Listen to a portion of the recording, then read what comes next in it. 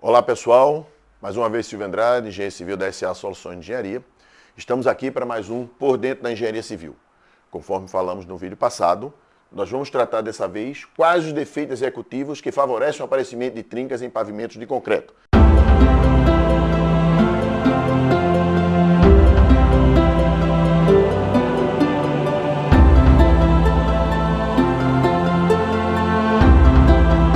Pois bem, pessoal, então hoje vamos ver quais os defeitos executivos que favorecem o aparecimento de trincas no nosso pavimento de concreto. Primeira coisa interessante é os defeitos na barra de transição. O que acontece? Quando nós temos ou uma junta de controle ou mesmo uma junta de dilatação, o que nós queremos é que as partes do concreto não tenham movimentos verticais, ou seja, você tem às vezes um pavimento industrial onde a empilhadeira vem. E quando ela está caminhando aqui, essa parte desce, ela bate na quina, depois essa desce. Ou seja, você começa a ter movimentos verticais. Ou mesmo rotação. Então nós não queremos que a placa rotacione. O que é que nós queremos que uma placa de concreto em relação a outra? Nós queremos o movimento horizontal. Ou seja, se o concreto contrair ou dilatar, tá certo? Então vai ser permitido esse movimento.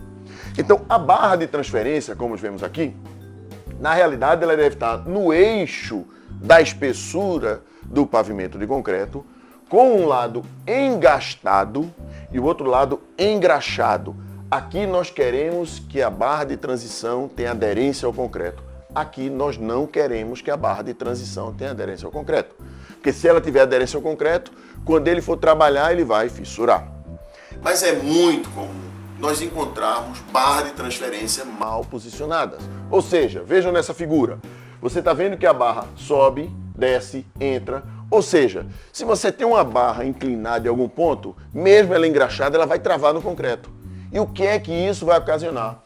Uma trinca paralela à junta de dilatação ou à junta de controle. E às vezes nós vemos situações bem piores, que a turma coloca a barra de transferência só para dizer que colocou, ou seja, muito superficial. Então você aqui não está fazendo o papel que a barra de transferência é para fazer.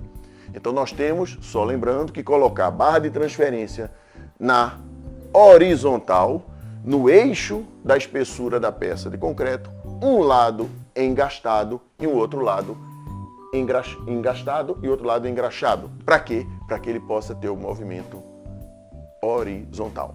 Tá? Então isso é um defeito muito comum em pavimento de concreto. Outro defeito é o arraste na subbase. Então veja bem, aqui nós temos o subleito, subbase e o pavimento de concreto. Então nós sabemos que esse pavimento de concreto ele vai diminuir de volume, ele vai retrair. E quando ele retrai, ele tem um arraste em relação à sua base. Então é normal, quando você tem um concreto, nós sabemos que ele vai retrair, nós já vimos que ele retrai ao longo de muitos anos, no vídeo passado. Então quando ele começa a retrair, ele vai ter um arrasto com a base. Agora imagine você se essa base não é uniforme. Se essa base não é uniforme, que já vi muito pavimento assim, o que acontece? Nós vamos ter obstáculos para o arraste desse concreto. E o que é que significa quando esse concreto começar a retrair? Trincas. Então são trincas que às vezes nós vamos condenar um concreto, mas não é um concreto, foi um defeito da subbase. Então você veja, se você tem uma base que ela não está totalmente plana, o que vai acontecer? Não tem como você fazer um bom concreto em cima que não fissure. Ele vai fissurar devido a essa situação do arraste do concreto na base. Outra situação muito comum, painéis de piso com tamanho irregulares. Ou seja, você faz cortes de piso irregular, sem ser uma forma quadrada ou uma forma retangular. O que acontece? Você vai gerar tensões diferenciadas nesse seu concreto. E gerando tensões diferenciadas, o que vai acontecer? Fissuras. Então toda vez que você corta um painel diferente, você pode favorecer o aparecimento de fissuras. Outra situação interessante é o empenamento das pontas das juntas. Ou seja, mesma coisa, você tem um pavimento concreto, a base e o subleito. Nós sabemos que, botando aqui uma linha imaginária no eixo do concreto, que a parte superior do concreto, ela retrai muito mais rapidamente do que a parte inferior. Então, se essa retração, se a gente não tem uma boa cura, e essa retração é muito rápida, o que acontece? Nós vamos ter uma contração maior na parte superior e uma contração menor na parte inferior. O que acontece? O concreto empena. Então você, claro que aqui está exagerado para a gente a título de desenho, mas quando você começa a passar os veículos, os empilhadeiros, o que vai acontecer? Nós vamos quebrar esse concreto. Tá? Então isso é muito comum também de ocorrer em pavimentos de concreto devido à cura mal realizada. Tá? Então, o que nós queremos saber é o seguinte: o que fazer para aumentar a resistência à tração do concreto recém-lançado do pavimento?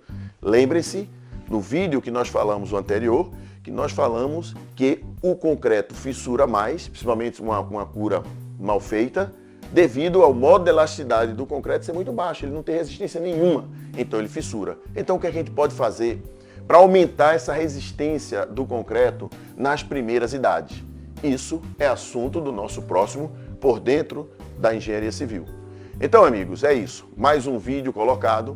Vocês já perceberam que nós estamos colocando vídeo toda terça e toda quinta-feira. Tá? Então, dê uma sugestão do que vocês querem que a gente fale. Dê uma sugestão se vocês querem que a gente fale de outro assunto que não seja pavimento. Se gostou, curte lá o nosso canal, divulga com quem você conhecer na área de engenharia civil. Tá? Então agradeço a todos, estamos aqui aguardando vocês no próximo Por Dentro da Engenharia Civil. Até lá!